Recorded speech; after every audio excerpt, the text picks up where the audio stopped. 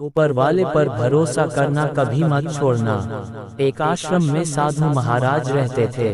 वे भिक्षा मांगकर अपना जीवन यापन व्यतीत करते थे।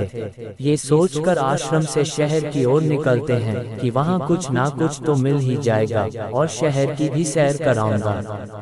वह साधु महाराज भगवान का नाम लेते हुए शहर की ओर निकल जाते हैं। कुछ देर बाद मौसम खराब हो गया और हल्की बारिश होने लगी। वह साधु महाराज बारिश का आनंद लेते हुए चले जा रहे थे कि अचानक बीच में उन्हें जलेबी का छोटा सा स्टॉल देखा। साधु महाराज को काफी भूख लग रही था। उन्होंने सोचा क्यों ना इस हलवाई से कुछ खाने की चीजें मांग ली जाए, लेकिन उनकी हिम्मत ही नहीं हुई वहां जाने की।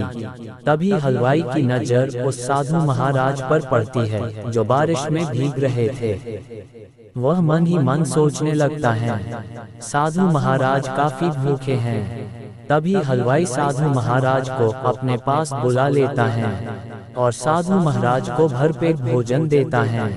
साधु महाराज भी उन्हें खूब आशीर्वाद देते हैं, तुम सदा खुश रहो, तुम 2-4 और दुकान खोल लो, आगे बढ़ो और खूब तरक्की करो। ऐसे बहुत से आशीर्वाद देते हैं। साधु महाराज वहां से आगे चले जाते हैं अपनी धुन में भगवान का नाम लेते हुए। वर्षा के कारण सड़क पर भरे हुए पानी को अपने पैरों से सींचते हुए अपनी धुन में ही चले जा रहे थे। तभी वहां से एक नवविवाहित जोड़ा आ रहे थे। तभी महिला की साड़ी पर पानी की बूंदें चली जाती हैं, जिससे उसके पति साधु महाराज से गुस्सा हो जाते हैं और साधु महाराज को खूब गालियां देने लगते हैं। साधु महाराज को एक जोर से थप्पड़ भी लगा देते हैं। महिला अपने पति से कह रही थी, छोड़ो ना, अब गलती से हो गया होगा, ये साड़ी धोने के बाद ठीक हो जाएगी। फिर भी उसका पति नहीं माना और साधु महाराज से उलझता रहा।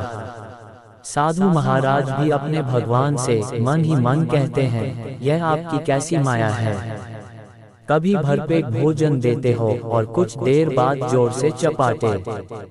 नवविवाहित जोड़ा अपने घर चले जाते हैं। वे दोनों सीढ़ियों से ऊपर कमरे में जाने के लिए जगते हैं कि अचानक उस लड़के का पैर वर्षा के पानी में गीले होने के कारण फिसलकर नीचे गिर जाता है।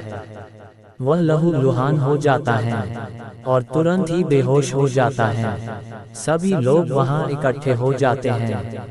तभी उसकी पत्नी पहले हुई सभी घटना के बारे में बताने लगती हैं और कहती हैं, जरूर उस साधु महाराज ने कोई श्राप दिया होगा जिससे मेरे पति नीचे गिर गए हैं। अब वहां इकट्ठे हुए कुछ लड़के गुस्से में उस साधु महाराज को ढूंढने के लिए निकल पड़ते हैं। जैसे ही वे सभी लड़के साधु महाराज को देखते हैं, उसे मारने लगते हैं।